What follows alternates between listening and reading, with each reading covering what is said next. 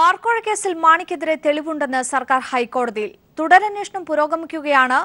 Phone സംഭാഷണങ്ങളുടെ forensic പരിശോധന പുരോഗമിക്കുകയാണെന്നും സർക്കാർ ഹൈക്കോടതിയിൽ വ്യക്തമാക്കി. കേസ് 3 ആഴ്ചയ്ക്ക് ശേഷം പരിഗണിക്കും. വിവരങ്ങളുമായി സാലി മുഹമ്മദ് ചേരുകയാണ്. സാലി, വിശദാംശങ്ങൾ. അഞ്ചു തുടരന്വേഷണത്തിനുള്ള തിരുവനന്തപുരം വിജിലൻസ് കോടതി ഉത്തരവ് റദ്ദാക്കണമെന്നാവശ്യപ്പെട്ട് KM മാണി ഹൈക്കോടതിയിൽ ഒരു ഹർജി സമർപ്പിച്ചിരുന്നു. ആ ഹർജിയാണ് ഇന്ന് കോടതിയുടെ പരിഗണനയ്ക്ക് വന്നത്. മാണി കോഴ വാങ്ങിയതിന് വ്യക്തമായ തെളിവുണ്ടോ എന്നാണ് ഹൈക്കോടതി വിജിലൻസിനോട് ചോദിച്ചത്. ഉണ്ടെങ്കിൽ അത് ഹാജരാക്കാനും വിജിലൻസിന് ഹൈക്കോടതി നിർദ്ദേശം നൽകി.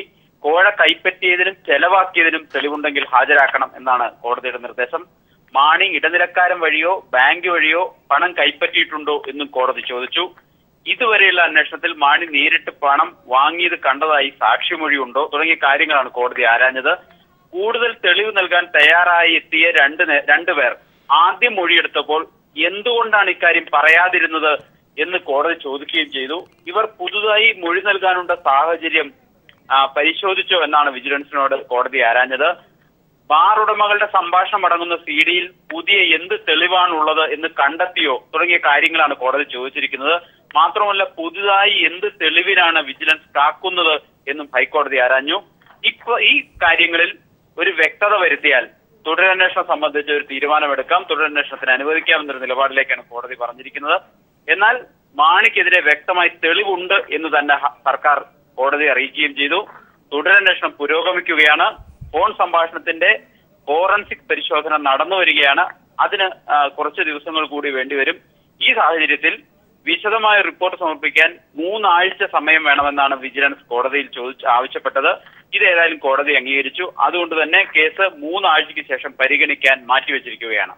എന്തായാലും വ്യക്തമായ തെളിവ് ഉണ്ട് എന്ന് തന്നെ സർക്കാർ വാദിക്കുമ്പോൾ വരും ദിവസങ്ങളിൽ മാണിയെ കുഴക്കുന്ന പുതിയൊരു സംഭവം ഉണ്ടാകുമെന്ന് തന്നെയാണോ പ്രതീക്ഷിക്കേണ്ടത്? അഞ്ചു, ഇത് വിജിലൻസ് കോടതിയിലും ഒക്കെ സർക്കാരും വിജിലൻസും ഇക്കാര്യം മുൻപും വിശദമാക്കിയിട്ടുള്ളതാണ്. അതിന്റെ അടിസ്ഥാനത്തിലാണ് തിരുവനന്തപുരം വിജിലൻസ് കോടതി തുടരന്വേഷണത്തിന് നിർദ്ദേശം നൽകിയത്.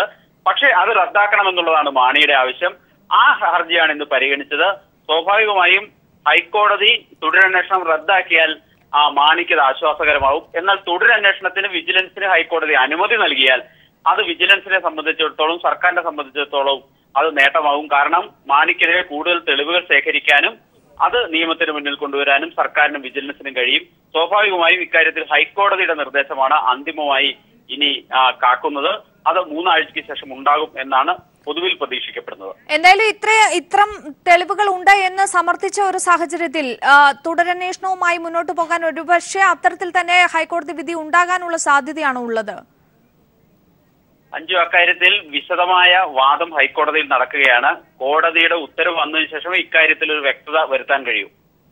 ശരി, സാലി മുഹമ്മദാണ് വിവരങ്ങൾ നൽകിയത്. സാലി, തുടരുക. ഇപ്പോൾ ആന്റണി രാജു കൂടി നമ്മോടൊപ്പം ടെലിഫോൺ ലൈനിൽ ചേരുകയാണ്. ആന്റണി രാജു, ബാർക്കോഴ കേസിൽ മാണിക്കെതിരെ തെളിവുകൾ ഉണ്ട് എന്ന് സർക്കാർ ഹൈക്കോടതിയിൽ പറഞ്ഞിരിക്കുകയാണ്. തുടരന്വേഷണം പുരോഗമിക്കുകയാണെന്നും ഫോൺ സംഭാഷണങ്ങളുടെ ഫോറൻസിക് പരിശോധന പുരോഗമിക്കുകയാണെന്നും സർക്കാർ വ്യക്തമാക്കിയിരിക്കുന്നു.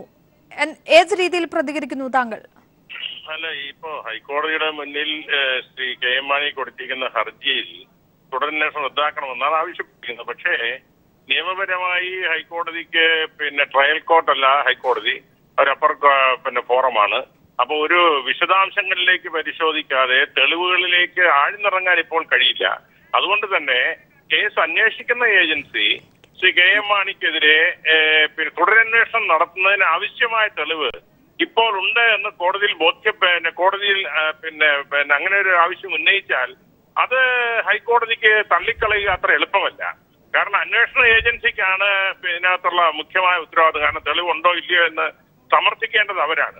ഇങ്ങനെ ഒരു സ്റ്റാൻഡ് തെളിവുണ്ട്, അതുകൊണ്ട് കൂടുതൽ അന്വേഷണം വേണ്ടതാണ്, ഇപ്പോൾ കൂടുതൽ അന്വേഷണം നടത്താൻ ആവശ്യമായ തെളിവ് ഇപ്പോൾ ഞങ്ങളുടെ പക്കലുണ്ട് എന്നൊരു സ്റ്റാൻഡ് അന്വേഷണ ഏജൻസി എടുത്തു കഴിഞ്ഞാൽ അതിന് ഒറ്റയടിക്ക് തള്ളിക്കളഞ്ഞുകൊണ്ട് അതൊന്നും അന്വേഷിക്കേണ്ട കാര്യമില്ല എന്ന് ബഹുമാനപ്പെട്ട ഹൈക്കോടതിക്ക് പറയാൻ കഴിയുമെന്ന് എനിക്ക് തോന്നുന്നില്ല. തീർച്ചയായും അത് തന്നെയാണ് ശ്രീ ആന്റണി രാജു. തെളിവുകൾ ഉണ്ട്, വ്യക്തമായ തെളിവുകൾ ഉണ്ട് എന്ന് തന്നെയാണ് ഇന്ന് സമർത്ഥിച്ചിരിക്കുന്നത് ഹൈക്കോടതിയിൽ. അല്ല, തീർച്ചയായിട്ടും അതുകൊണ്ട് തന്നെ തെളിവുണ്ട് എന്നുള്ളൊരു സ്റ്റാൻഡാണ് അന്വേഷണ ഏജൻസി ഹൈക്കോടതി മുമ്പിൽ എടുക്കുന്നതെങ്കിൽ നിങ്ങൾ ആ തെളിവും വെച്ചുകൊണ്ട് കൂടുതൽ അന്വേഷിക്കേണ്ട എന്ന് പറയാൻ ഹൈക്കോടതിക്ക് ആവില്ല. അതുകൊണ്ട് തന്നെ പിന്നെ തുടരന്വേഷണം വേണ്ട എന്നുള്ള ശ്രീ കെ മാണിയുടെ ഹർജി ഹൈക്കോടതി അനുവദിക്കുക എന്നുള്ളത് നിയമപരമായി സാധ്യത വളരെ വളരെ കുറവാണ്. പിന്നെ ഒരുപാട് കോൺട്രഡിക്ഷൻസ് ഇതിനകത്തുണ്ട്. മുമ്പ് ഇടയ്ക്ക് തെളിവില്ല എന്ന് പറഞ്ഞൊരു ഹർജി കൊടുക്കുന്നു, തെളിവുണ്ട് എന്ന് പറഞ്ഞ് പിന്നെ കൊടുക്കുന്നു.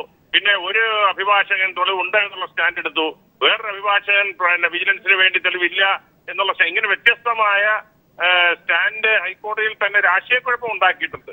ഏതായാലും എന്നിരുന്നാൽ പോലും അന്വേഷണ ഏജൻസി തെളിവുണ്ട്, കൂടുതൽ അന്വേഷണം ആവശ്യമാണ് എന്നൊരു നിലപാടാണ് എടുക്കുന്നതെങ്കിൽ അത് തള്ളിക്കളയാൻ ബഹുമാനപ്പെട്ട ഹൈക്കോടതി എനിക്ക് തോന്നുന്നു. എന്തായാലും തുടരന്വേഷണം വേണ്ട എന്നുള്ള തരത്തിൽ മാണി സമർപ്പിച്ചിരിക്കുന്ന ഈ ഹർജി അങ്ങനെ അങ്ങ് തള്ളിക്കളയാനാകില്ല എന്ന് വ്യക്തമാക്കുകയല്ലേ ഈ ഒരു തെളിവുകൾ ഉണ്ട് എന്ന് സമർത്ഥിക്കുന്നതിലൂടെയൊക്കെ? തീർച്ചയായിട്ടും ഹൈക്കോടതി ഒരു പ്രതിഭാഗത്ത് നിൽക്കുന്ന ഒരാള്, പ്രതിസ്ഥാനത്ത് നിൽക്കുന്ന ഒരാൾക്ക് എന്റെ പേരിൽ കൂടുതൽ അന്വേഷിക്കരുത് എന്ന് പറയുന്നത് തന്നെ അത് അസ്വാഭാവികമാണ്. കാരണം അത് എന്തിനു ഭയപ്പെടുന്നു? കാരണം താൻ കുറ്റക്കാരനല്ല എങ്കിൽ, തന്റെ പേരിൽ തെളിവുകളില്ല എങ്കിൽ അവർക്ക് മുന്നോട്ട് പോകാൻ കഴിയില്ല. പ്രതിസ്ഥാനത്ത് നിൽക്കുന്ന ഒരാൾക്ക് എന്നെ കുറിച്ച് അന്വേഷിക്കണ്ട എന്ന് പറയാൻ കഴിയില്ല. അതുകൊണ്ട് തന്നെ ഈ പ്രതി പറയുന്നതും കേട്ടുകൊണ്ട് ഈ ഹർജി തുടരന്വേഷണം നടത്തണ്ട എന്നൊരു ഉത്തരവ് ബഹുമാനപ്പെട്ട ഹൈക്കോടതി ഉത്തരവിടുമെന്ന് നമ്മളാരും പ്രതീക്ഷിക്കുന്നില്ല.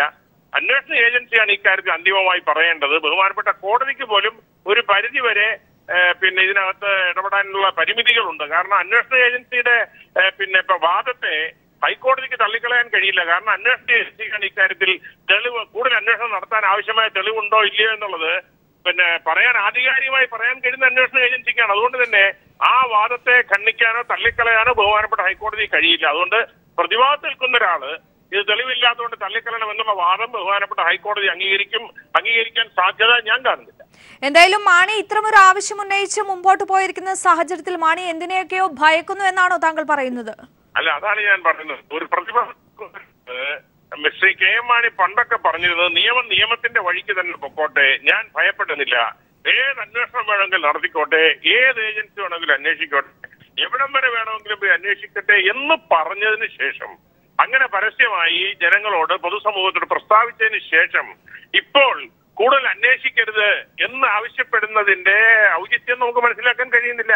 അപ്പോ അങ്ങനെ വരുമ്പോൾ കൂടുതൽ തെളിവുകളെ ആരൊക്കെയോ ഭയപ്പെടുന്നു എന്നുള്ളതാണ് ആ ഹർജിയിൽ നിന്ന് നമുക്ക് മനസ്സിലാക്കാൻ കഴിയുന്നത്. മാത്രമല്ല, മുൻപൊരിക്കല് ബഹുമാനപ്പെട്ട ജില്ലാ വിജിലൻസ് കോടതി ഇതുപോലെ ഒരു ഷാർപ്പായിട്ടൊരു റീഡിംഗ് നടത്തി കൂടുതൽ അന്വേഷണം ആവശ്യമാണ് എന്ന് പറഞ്ഞുകൊണ്ടൊരു തീരുമാനമെടുത്തപ്പോൾ അതിനെതിരെ ശ്രീ കമാൽ പാഷയുടെ ബെഞ്ചിൽ അദ്ദേഹം പോയപ്പോഴാണ് അദ്ദേഹത്തിന്റെ മന്ത്രിസ്ഥാനം നഷ്ടപ്പെട്ടു എന്നുള്ളൊരു സംഗതിയുണ്ട്. അതുകൊണ്ട് അനവസരത്തിൽ ഹൈക്കോടതിയിൽ പോകുന്നത് അദ്ദേഹത്തിനും ഗുണം ചെയ്യില്ല. ശരി, എന്തായാലും വളരെയധികം നന്ദി ശ്രീ ആന്റണി രാജു ഈ അവസരത്തിൽ ഞങ്ങളോട് പ്രതികരിച്ചതിന്. ബാർക്കോഴ കേസിൽ മാണിക്കെതിരെ തെളിവുണ്ട് എന്ന് സർക്കാർ ഹൈക്കോടതിയിൽ വ്യക്തമാക്കിയിരിക്കുകയാണ്. തുടരന്വേഷണം പുരോഗമിക്കുകയാണെന്നും ഫോൺ സംഭാഷണങ്ങളുടെ ഫോറൻസിക് പരിശോധന പുരോഗമിക്കുകയാണെന്നും സർക്കാർ ഹൈക്കോടതിയിൽ വ്യക്തമാക്കിയിരിക്കുന്നു. എന്തായാലും ഇതിന്റെ ഒരു പൂർണ്ണ വിവരം ഒരിക്കൽ കൂടി സാലി മുഹമ്മദ് നൽകും. സാലി, ഇനിയുള്ള നടപടിക്രമങ്ങൾ ഈ ഒരു 3 ആഴ്ച കാലം അതെങ്ങനെയായിരിക്കും? 3 ആഴ്ചയ്ക്ക് ശേഷമായിരിക്കും കേസ് പരിഗണിക്കുക.